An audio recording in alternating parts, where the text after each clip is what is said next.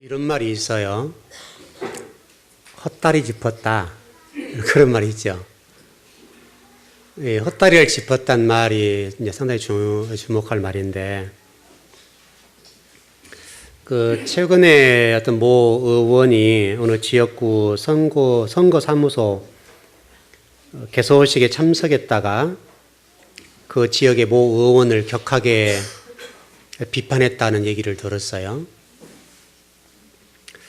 그 비판의 내용이 뭐였는가 하면 왜 대통령의 뒷대를 잡느냐, 그런 내용이었습니다.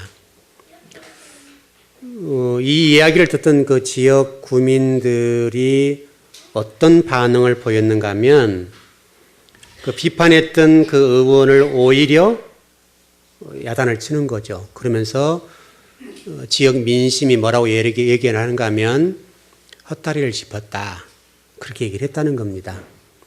왜 그런가 하면 지역 민심이라고 하는 것은 그건 국회의원이 대통령을 잘 모셨느냐 못 모셨느냐 여기에 대한 관심이 없고, 자신들이 살고 있는 지역구가 평안하고 잘 살고 있느냐 여기에 관심이 있다는 거예요.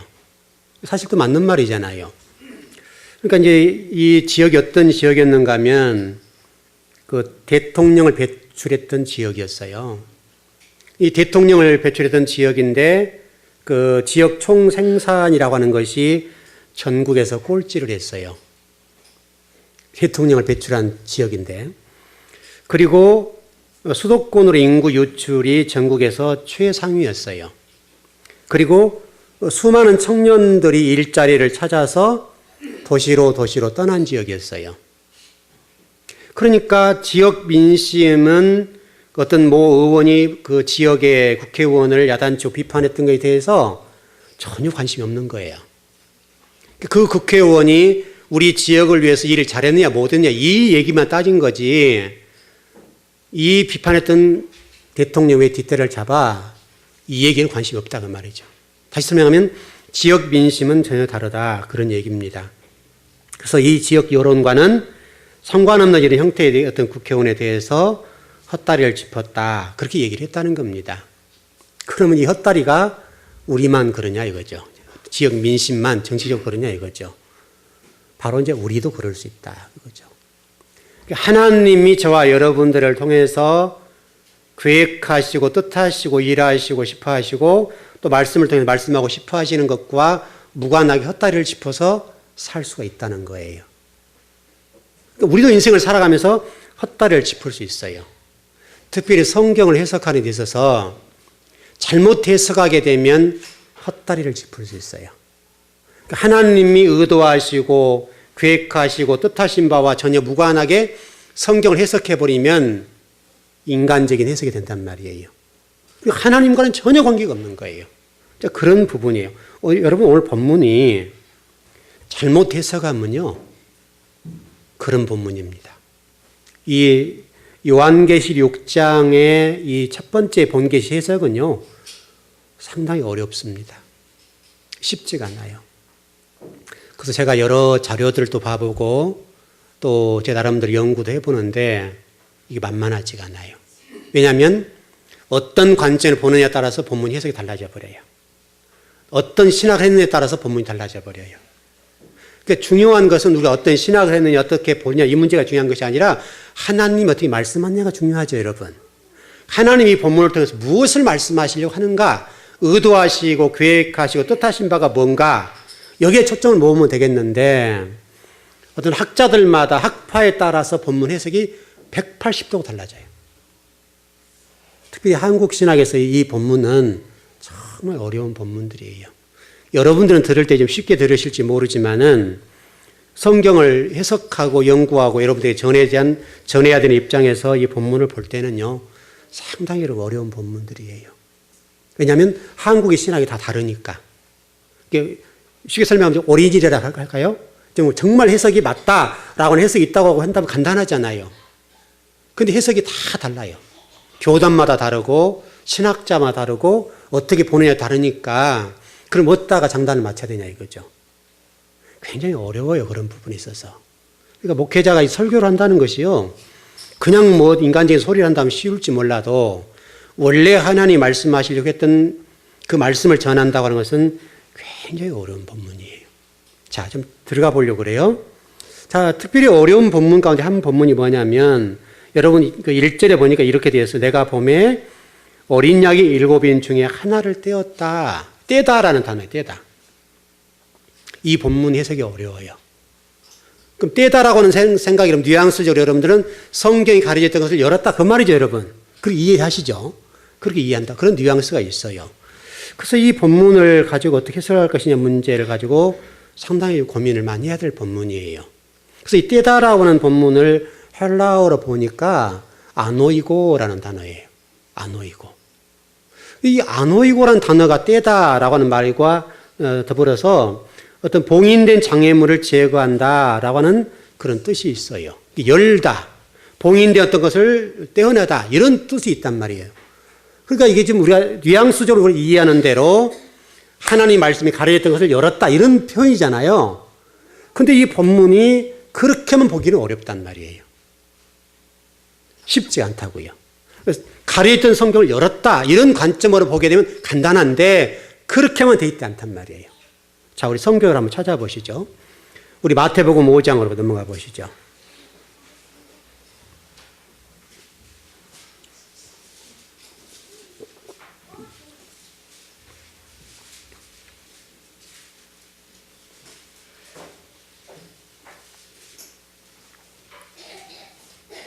예, 마태복음 5장 1절에서 2절입니다. 예, 다 찾으셨죠? 그럼 중요한 부분이니까 한번 같이 한번 합독하시죠. 시작. 예수께서 무리를 보시고 산에 올라가 앉으시니 제자들이 나와온지라 입을 열어 가르쳐 이르시되. 여러분 본문과 전혀 상관없는 것 같죠? 근데 이게 본문 가운데 2절에 입을 열었다라고 하는 본문이에요. 단어예요. 이 입을 열었다는 말이 떼다란 말이에요. 이 헬라어가 똑같아요. 아노이고예요. 그러니까 예수님께서 지금 산에 올라가서 제자들이 말씀 전한 장면이죠. 그리고 입을 떼었어. 입을 열었어요. 입을 열었다는 말을 헬라어로는 아노이고 이렇게 됐단 말이죠. 근데 이 계시록 6장에서 이 떼다라고 하는 단어와 똑같은 말이에요. 그러니까 뉘앙스적으로 성경을 이렇게 인을 봉했던 것을 떼어냈다는 표현으로 뉘앙스가 있는데 마태복음 5장에서는 입을 열었다라고 하는 말이 아노이고란 말이에요. 그러면 봉인된 것을 떼었다는 개념과 더불어서 입을 열었다는 뜻이 있으니까 단순하게 뉘앙스적으로 이 인봉된 것을 열었다라고 하는 이 단어로 보기 쉽지 않단 말이에요.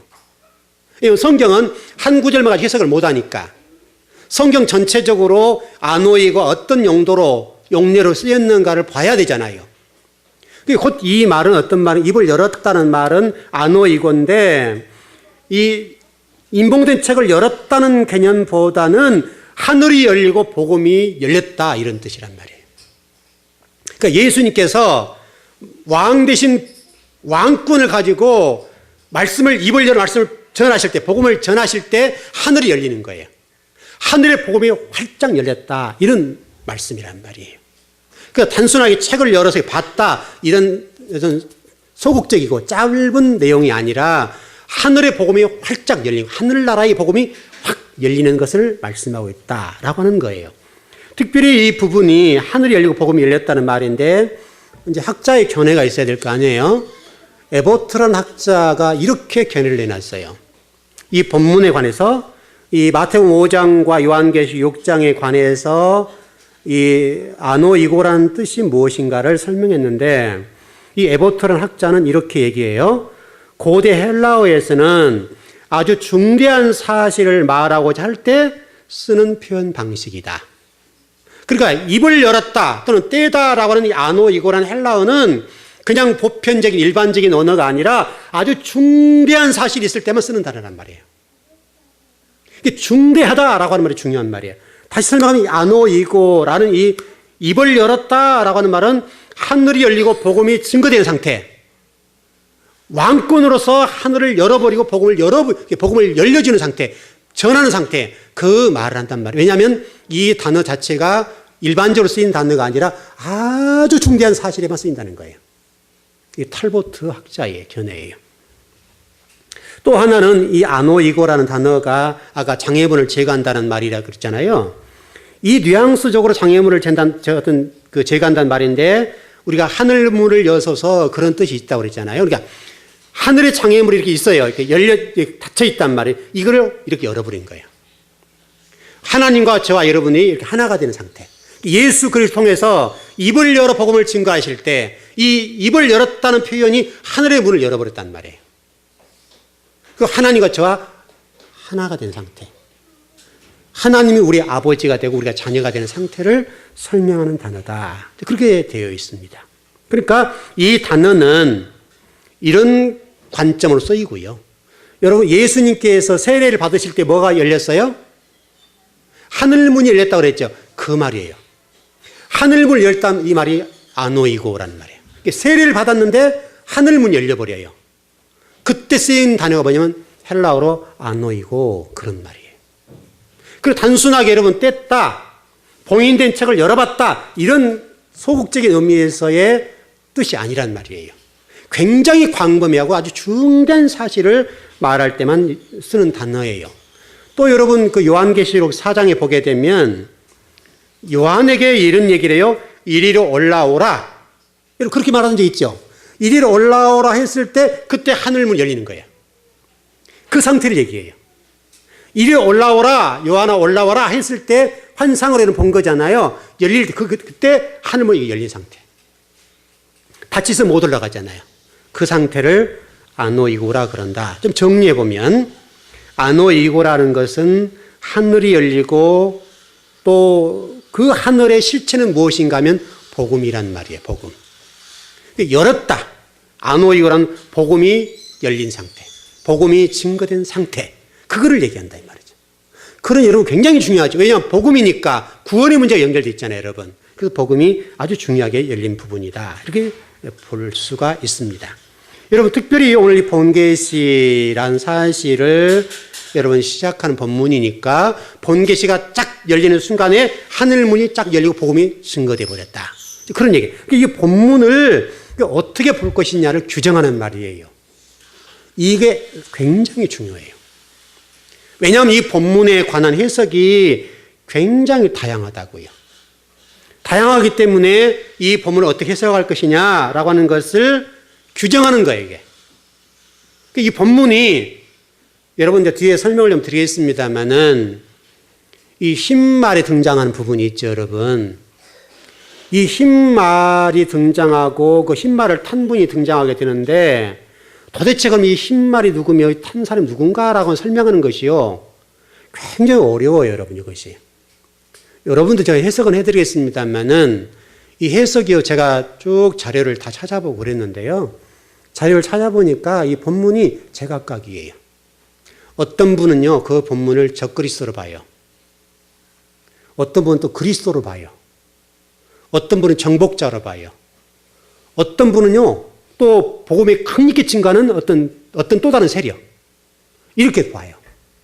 그리스도로 보기도 하고, 똑같은 단어인데 어떤 분은 적그리스도로 보고, 어떤 분은 그리스도로 보고, 어떤 분은 복음을 증가하고, 어떤 분은 교회로 보고, 어떤 분은 정복자로 보고. 여러분, 이게요, 굉장히 혼란스러워요. 그러니까 어렵단 말이죠. 그래서 이 본문을 제가 지금 아노이고란 단어를 딱 열어보면 답은 나오는 거예요. 그러니까 이 아노이고를 어떻게 보느냐에 따라서 본문 해석이 확 달라져 버려요. 똑같은 본문임에도 불구하고 적그리스도로 볼 수가 있어요. 어떤 경우는 그리스도로 볼 수 있어요. 어떤 경우는 복음으로 볼 수도 있어요. 어떤 경우는 교회로 볼 수 있어요. 어떤 경우는 정복자로 볼 수 있어요. 그러니 여러분 얼마나 다르냐고 이게요. 그러니까 어떤 본문에도 해석이 된단 말이에요. 해석이. 어떻든 좀 정리해 보면 당시 좀 배경적으로 들어가 보죠. 이 당시는 지금 2000년 전이에요. 2000년 전에 초대교 입장에 보게 되면 누구의 의세는 핍박을 당했어요? 로마예요, 여러분. 여러분 배경을 잊어버리면 안 돼요. 당시의 배경과 그 배경을 끄집어 와서 현대로 해석을 해야 돼요. 그때 당시의 배경을 무시하고 현대적인 관점을 해석하니까 적그리스도로 볼 수 있고 그리스도로 볼 수 있고 또 어떤 경우는 정복자로 볼 수 있고 복음으로 볼 수 있고 어떤 경우는 교회로 볼 수 있어요. 그러니까 이거 똑같은 본문인데 완전히 다른 거예요, 이게. 그러면 그 해석이 완전하게 달라져 버려요. 그러면 그 해석을 가지고 쭉 나가야 되잖아요. 그러니까 이거 얼마나 어려운 거예요, 여러분, 이게. 이 목회자가 이 본문을 어떤 각도로 보느냐에 따라서 여러분은 말씀을 듣는 입장에서는요, 완전히 헷갈려 버려요. 물론 여러분은 잘 모르겠지만은 그렇게 볼 수 있다. 어떻든 이 본문은 당시에 로마에 의해서 핍박을 당할 때니까 당시 로마에 핍박을 당했던 그리스도인들의 입장에 보면 굉장히 힘든 내용이죠, 여러분. 힘든 내용이라는 전제를 여러분 가지고 본문을 좀 이해하기 시작하면 어렵지 않을 거예요. 왜냐하면 당시에는 로마의 핍박과 또 로마의 어떤 고난의 이런 문제를 통해서 많은 배교자가 나왔어요. 우리가 이 사실을 잊어버리면 안 돼요. 이 당시에 로마의 핍박에서 수많은 그리스도인 죽임을 당하고 카타콤으로 들어가게 되고 배가 고프고 핍박당하고 또는 로마 시민들에 의해서요, 그리스도인들이 거짓말한다고 불을 질렀다, 로마에 불을 질렀다 그래가지고 얼마나 핍박을 당했는지 몰라요. 그리고 성찬식 같은 이런 것도 신학적으로요, 당시 피를 먹고 사람 죽인 인육을 먹는다 이런 식으로 증거가 되어가지고 당시 굉장히 힘들었던 상황이에요. 여러분 생각해 보십시오. 그렇게 힘든 상황인데 이때 또 다시 하나님께 접근을 통해서 그리스도를 핍박해버린다. 이렇게 해석이 되면 안 된다는 말이죠. 그런 핍박받고 있는 그 그리스도인들에게 우리 하나님께서 뭘 말씀하시겠어요? 희망을 줘야 될 거 아니에요. 너희들이 그 핍박과 고난과 어려움을 당하고 있지만은 내가 봤다. 그리고 내가 반드시 이기게 해줄게. 여러분 일전에 제가 여러분 이런 해석을 해드린 적이 있어요. 다 똑같은 거예요. 그 무화과 나온 비유를 제가 설명을 드린 적이 있죠, 여러분. 기억하시죠? 여러분 잘 기억하셔야 돼요. 똑같아요. 무화과 나온 비유를 여러분 아시는 대로 무화과 나온 비유는 예수님이 시작하셨다 이거예요. 그래서 무화과 나무를 이렇게 따먹으려고 하셨단 말이죠. 무화과 나무를 따먹으러 갔는데 무화과 나무가 없어요. 예수님께서 이 무화과 나무를 저주했다 이거예요.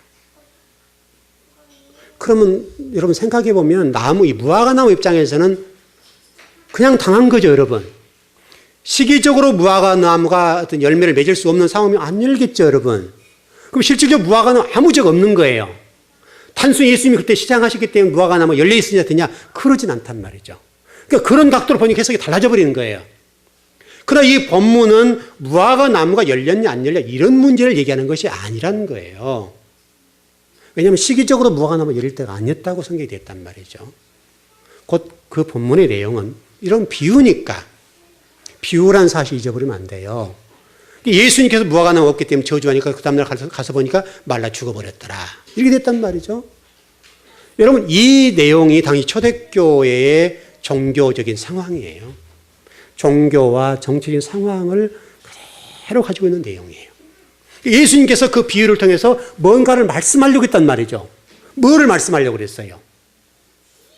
당시 로마의 핍박에 의해서 수많은 배교자가 일어나고 예수를 믿는다는 사실 때문에 핍박을 당하고 고난을 당하고 배고픔을 당하고 엄청난 어려움을 당했단 말이죠.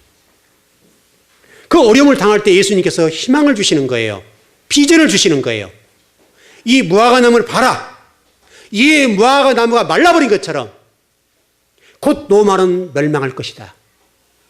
로마가 곧 멸망할 것이니까 너희를 좌절하지 말고 낭망하지 말고 비교하지 말고 끝까지 예수 그리스도 하나님을 믿어라.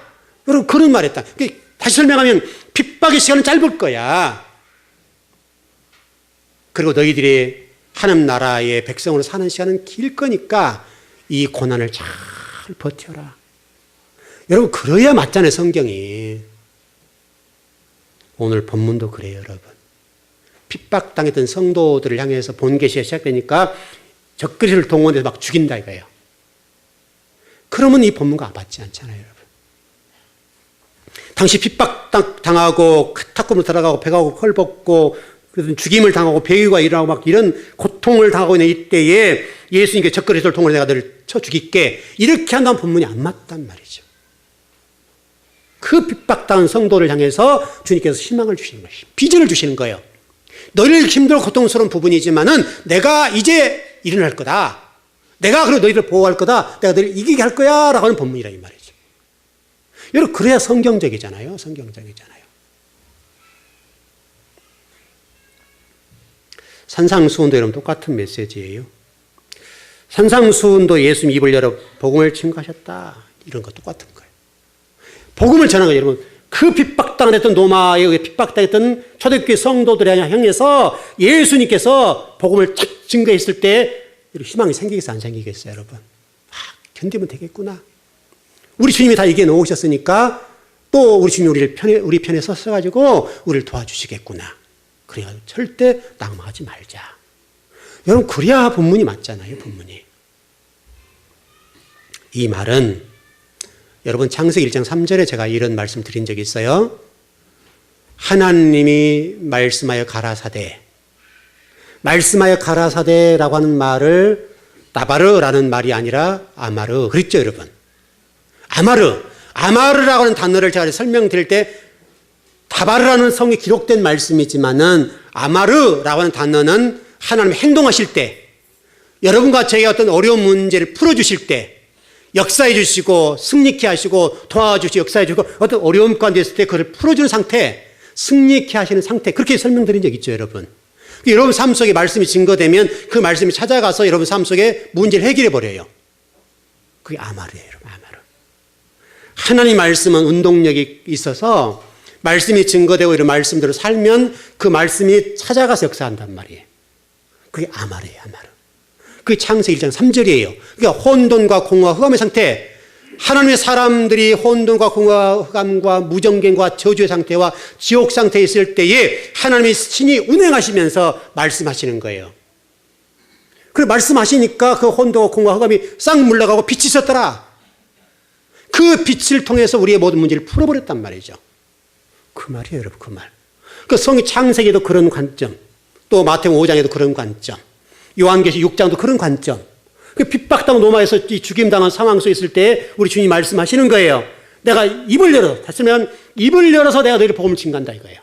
너희를 힘들고 어려우고 고통스러운 부분이 있지만은 내가 인을 뗀 것처럼 복음을 증거한다. 하늘의 소망을 가져라. 여러분, 그래야 성경적이죠. 그게 성경입니다.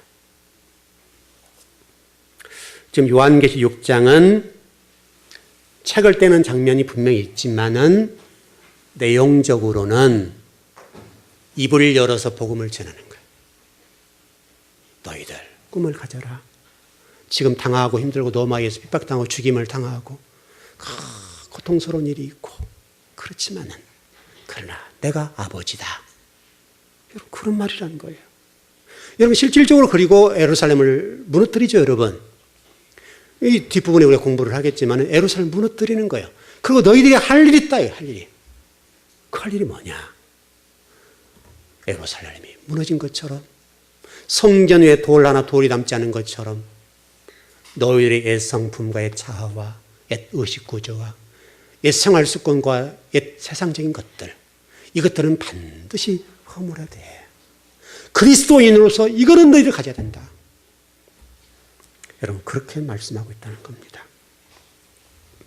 자, 또 하나 좀 접근해 보시죠.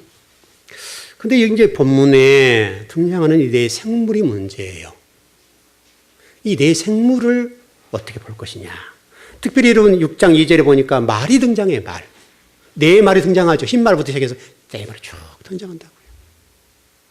여러분, 이것도 만만하지가 않아요. 이 네 말을 어떻게 해석할 것이냐. 근데 이게 보니까 네 생물을 부르는 장면이 나오는데 이 네 생물이라고 하는 것을 어떻게 볼 것이냐, 성경 전체적으로 어떻게 볼 것이냐 문제인데, 특히 말을 어떻게 볼 것이냐. 민수기에 보면요, 지금은 여러분 우리가 말로 전투하지 않죠. 우리가 지금 사극을 보면 말 타죠, 여러분. 왕은 무슨 말을 타요? 흰 말을 타죠. 그리고 그 이제 부하들은 또 그 장군들은 말을 타고 가잖아요. 그때 당시 말은 굉장히 중요한 거예요. 특별히 초대교회니까 여러분 이해되시죠? 민수기로 가서 보면 더 중요해요. 민수기에서 말은 전투자로 등장해요. 하나님의 군대. 이렇게 등장한단 말이죠. 그러니까 이 현대적인 관점에서 이 본문을 보면 해석이 안 돼요. 그러나 당시 초대교회나 당시 구약시대로 보게 되면 이 말이라고 하는 것은 전쟁 무기예요. 전쟁 무기. 전쟁 무기로 등장한다고 하는 것을 잊어버리면 안 돼요. 특별히 흰말이 등장하는데 이 흰말은 전쟁을 위해서 쓰임받는, 그렇게 보면 될 것 같아요. 구체적 난중에 제가 설명을 드리겠습니다만은 최종적으로 이 흰말은 저와 여러분이어야 돼요. 교회예요, 교회. 교회. 제가 전번에 좀 말씀드렸었어요. 교회가 진리의 말씀을 가지고 세상 속에 나가서 세상 승리해야 된다. 이걸 설명하는 거예요. 그래야 우리와 상관이 있는 거죠. 그렇게 좀 정리가 되겠고요. 자, 그 다음에 하나를 또 좀 접근해 보죠. 근데 이 흰말을 탄 분에 관해서 좀 정리를 해야 되겠는데, 흰말을 탄 부분은 제가 모두에 말씀드린 것처럼 신학에 따라서 해석이 달라져요. 세대주의로 보는 관점, 문자주의로 보는 관점, 또 뭐 개혁주의로 보는 관점, 또 뭐 성서신학 관점으로 보는 관점, 다 관점에 따라 해석이 달라요. 그래서 이 여러 해석들, 적그리스도로 보기도 하고, 또 그리스도로 보기도 하고, 교회로 보기도 하고, 복음으로 보기도 하고, 정복자로 보기도 하고, 굉장히 여러분 어렵단 말이죠. 그러나 이 본문은 그리스도로 보는 것이 어떻겠느냐. 물론 난주에 좀 다시 설교할 때는 또 좀 다른 관점을 좀 전해드리겠습니다만, 어떤 오늘은 예수 그리스도로 보자. 이렇게 해석을 좀 해드리고 싶어요. 왜 그런가 하면 이 면류관이 등장하는 문제인데, 이 면류관 때문에 그래요. 여러분 면류관이 나오죠. 이 어떤 6장 2절에 나와 있는 이 면류관은 스테파노스라는 단어예요. 헬라어로. 이 스테파노스라는 단어인데 이 문제가 어려워요. 왜냐하면 이 면류관이라는 말이 요한계시록 두 가지가 나와요. 두 가지가 나오는데 디아데마라고 하는 면류관이 나오고 스테파노스라는 면류관이 나와요. 근데 이 스테파노스라는 면류관과 디아데마라는 이 면류관이 예수님도 쓰고 있는 경우가 있고 적그리스도가 쓰는 경우가 있어요. 그래서 어려워요. 그냥 예수님만 써보면 간단한데 어떤 본문에는 그 예수님이 쓰신 왕관과 또 스테파노스라고 하는 이 면류관을 적그리스도로 쓰고 있단 말이에요. 그래서 이 본문을 어떻게 볼 것이냐가 어려워요. 왜냐하면 똑같은 단어로 기록됐어요. 그래서 해석상의 문제가 돼요. 이 문제를 풀어보십시다. 요한계시록 19장 12절에 보게 되면 이 본문이 재림조로서 예수 그리스도를 설명해요. 근데 이 요한계시록 6장 2절에 스테파노스란 말은 적그리스도를 해석하기에는 좀 문제가 있어요. 왜냐하면 스테파노스란 단어는 꼭 이럴 때만 용례적으로 쓰여요. 승리할 때, 고난에서 승리할 때만 쓰임받는 단어예요.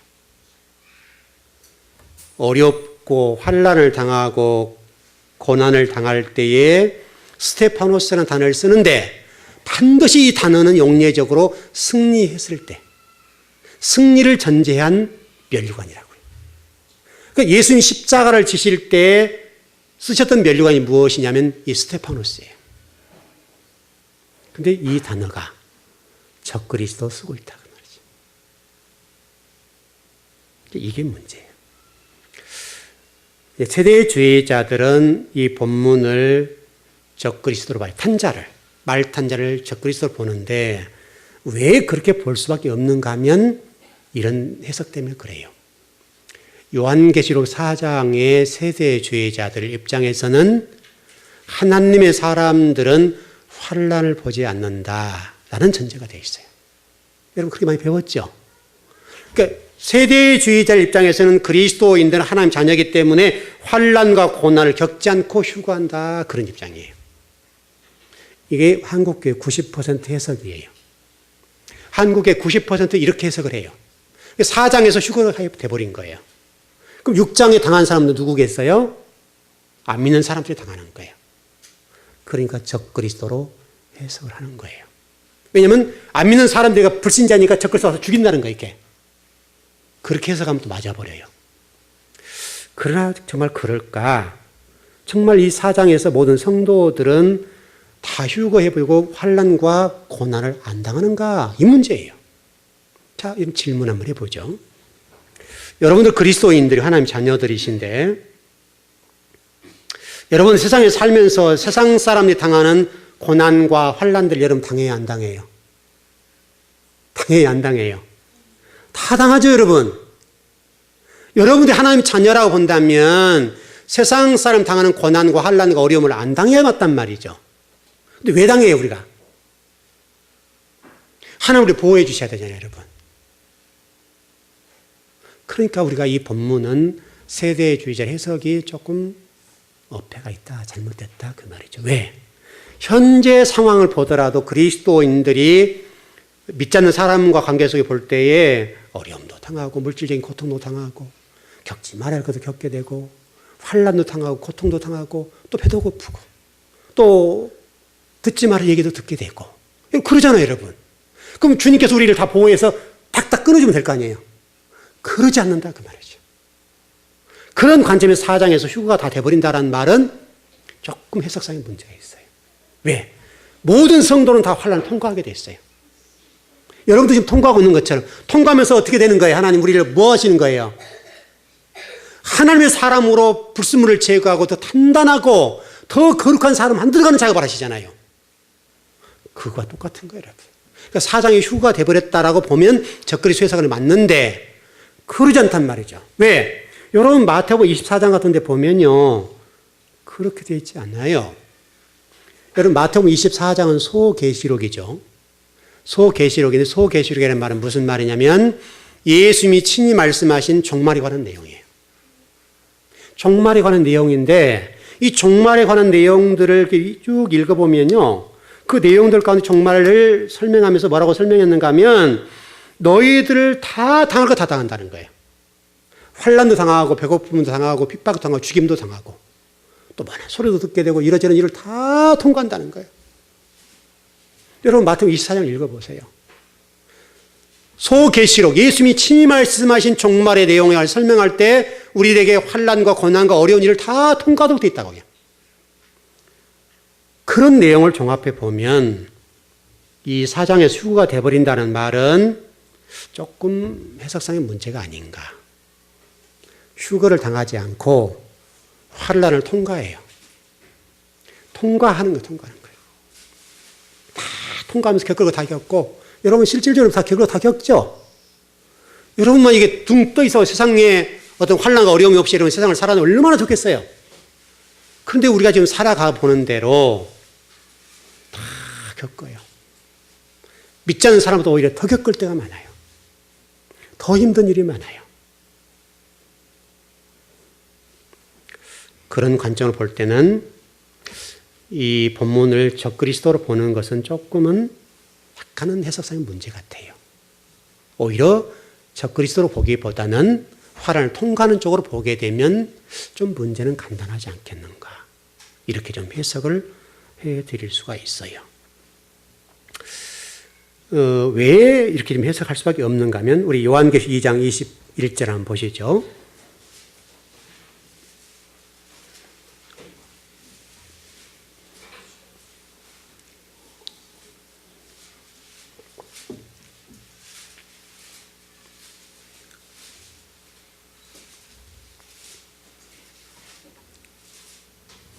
예, 요한계시록 2장 21절입니다. 같이 한번 시작. 이기는 그에게는 내가 내 보좌에 함께 앉게 하여 주기를 내가 이기고 아버지 보좌에 함께 앉은 것과 같이 하더라. 2장 21절. 아니에요? 요한계시록. 요한복음? 요한계시록 아니었어요? 그래요? 제가 좀 잘못 적은 것 같은데. 요한복음이에요? 요한계시록 아니에요? 본문을 찾아 확인 한번 해봐야 되겠는데 제가 확인했는데 좀 잘못한 것 같아요. 그래서 분명한 것은 이기게 한다는 거예요. 이기게. 5장 5절 한번 볼까요? 5장 5절 맞을 것 같은데.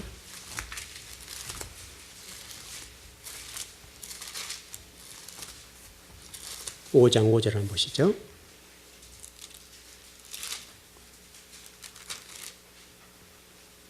예. 네. 5장 5절입니다. 네, 시작. 장로 중에 한 사람이 내게 말하되 울지 마라. 유대 지파의 사자 다윗의 뿌리가 이겼으니 그 두루마리와 그 7변을 떼시리라 하더라. 보십시오, 여러분. 5장 5절에서 이기게 한다. 여러분, 그렇게 돼 있죠? 5장 2절입니까? 예, 맞죠? 맞죠? 예. 이기게 한다는 전제가 되어 있어요. 그렇기 때문에 우리 같은 환난을 당하고 좌절하고 낙망하고 쓰러지는 것이 아니라 요한계시록에서 그리스도의 등장은 이기게 하는 데 초점이 있어요. 자, 좀 정리를 해보십시다. 자, 요한계시록의 주인공이 누구예요? 주인공. 예수 그리스도가 맞죠? 그러니까 이 본계시인 6장부터서 이 18장까지 본계시인데 이 18장까지 주인공이 저 그리스도야 되겠어요? 예수 그리스도야 되겠어요? 예수 그리스도 맞지요? 여러분 이치적으로 하죠. 이치적으로. 그러니까 이 6장부터 본계시가 출발하는데 실질적으로 저 그리스도가 이긴다라고 하는 전제가 되면 문제가 되죠. 왜? 본계시니까. 본계시 주인공 하나님이시고 예수 그리스도가 주인공이시잖아요. 그렇기 때문에 이 본문을 좀 적그리스도로 보기에는 조금 문제가 있다. 이렇게 보는 거예요. 이 부분은 예수 그리스도로 볼 수가 있다. 물론 정복자, 하나님이 보낸 전령사 정도로 보는 것은 괜찮을 것 같아요. 그건 제가 다음 주에 좀 설교를 할 것 같은데 그렇게 보는 것은 좀 괜찮겠다 싶어요. 그러니까 적어도 우리가 이 본문은 적그리스도로 좀 접근하는 것은 조금은 해석상의 문제다. 왜냐하면 사단이 이기고 또 이기게 한다는 것은 말이 안 되니까. 여러분 실질적으로 요한계시록 18장에 가면 사단이 어떻게 되나요? 결박당해서 죽임당하는 거죠. 지옥에 들어가 버리죠. 그러니까 결국 사단은 종말이 뭐예요? 패망이거든요. 그런 관점으로 이해하시면 안 되겠나. 또 그리고 우리가 너무나 사단을 과대평가하는 경향이 있는데 사단은 하나님의 피조물이죠. 그렇게 보시면 될 것 같아요. 그렇게 보시면 좀 정리가 안 되겠나 싶습니다. 자, 그렇게 좀 정리를 해보고요. 자, 또 하나 우리가 정리할 것이 있는데 오늘 본문에서 어려운 부분이 하나가 더 있어요. 활 이야기, 활. 활이 어려워요. 이 활을 지금 로마 문화권 안에서 좀 해석을 해보니까 당시에 활을 가진 자는 아폴로 신이 가지고 있었어요. 당시 배경이에요. 당시에는 활을 가진 사람이, 여러분 지금은 무기가 다르지만 그때는 활이 굉장히 중요했죠. 여러분 그 우리 최근에 뭐죠? 용룡이 나르샤인가? 그래서 그 이성계가 활을 잘 쏘죠. 그 얘기가 나오잖아요. 과거 우리 사극에도 활을 많이 사용하는데 그 내용과 똑같아요. 당시 로마 문화권 안에서의 활의 문제는요, 아폴로 신 정도로 이해를 했다고요. 활을 가졌다고 하는 말은 당시 굉장히 로마 황제를 숭배하는 입장에서 굉장하게 어떻게 그렇게 봤다. 그렇게 보는 거란 말이죠. 그럼 이 활이라고 하는 것이 정말 적그리스도로 가져야 되겠는가? 이런 문제죠. 활 얘기는 적그리스도가 물론 뭐 가져다 할 수 있겠습니다만은 그러면 이 적그리스도가 하는 활만 나오냐 성경에? 그러지 않아요. 활은 우리 하박국 3장 6절로 한번 가보시죠. 하박국입니다.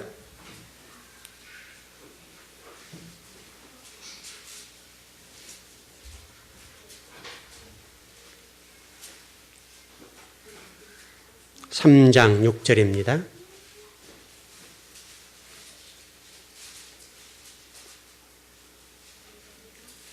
네. 합승말 그렇게 나가죠? 쭉 나가니까 구약 끝부분에 있습니다.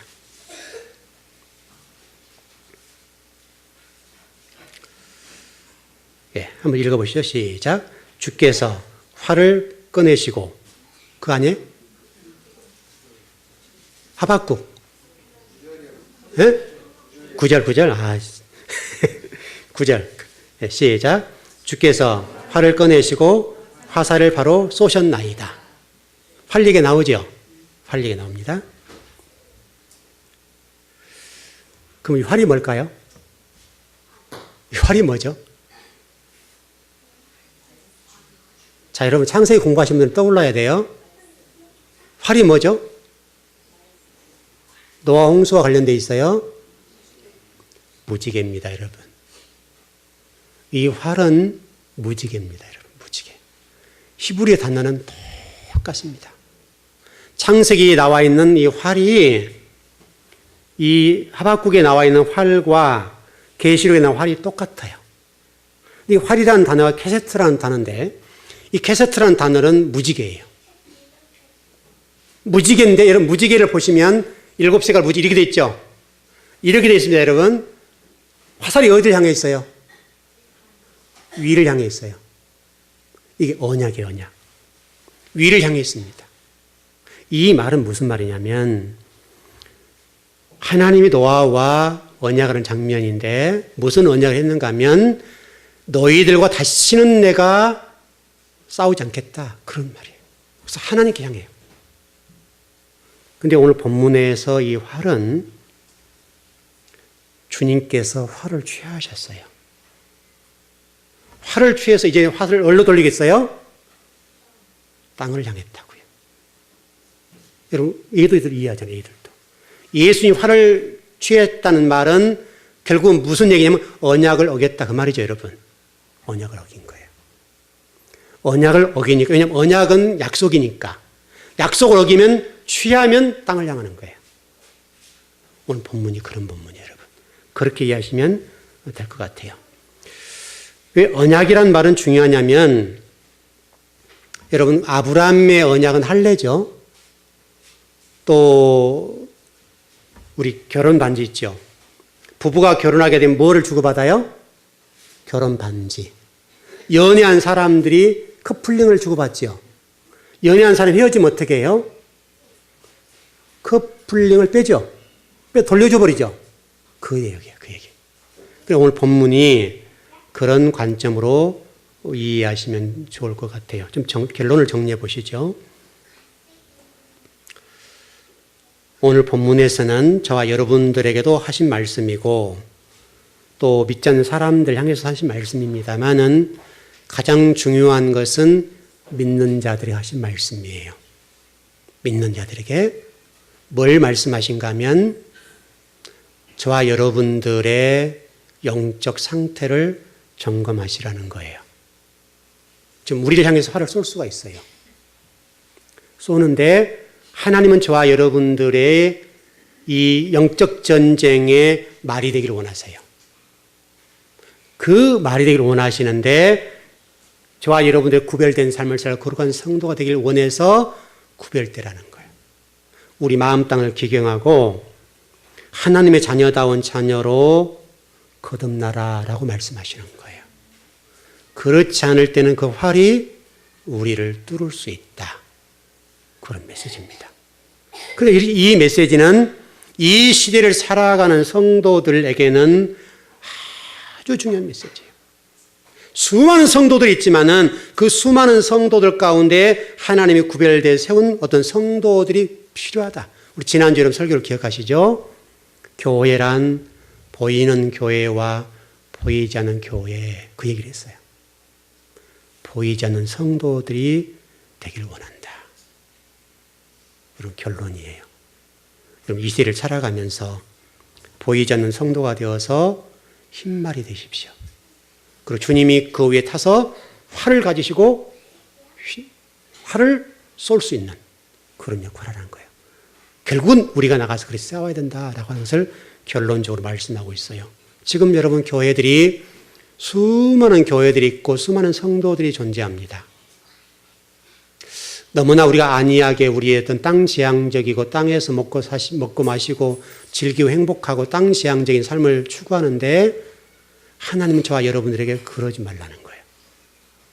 이 시대에 그럴 만한 시대가 아니고 우리가 준비해서 하나님의 구별된 백성이 되라고 오늘 말씀하시는 거예요. 오늘 그런 성도들이 되어서 하나님의 귀한 용사들이 꼭 되시길 바랍니다. 네, 기도하겠습니다.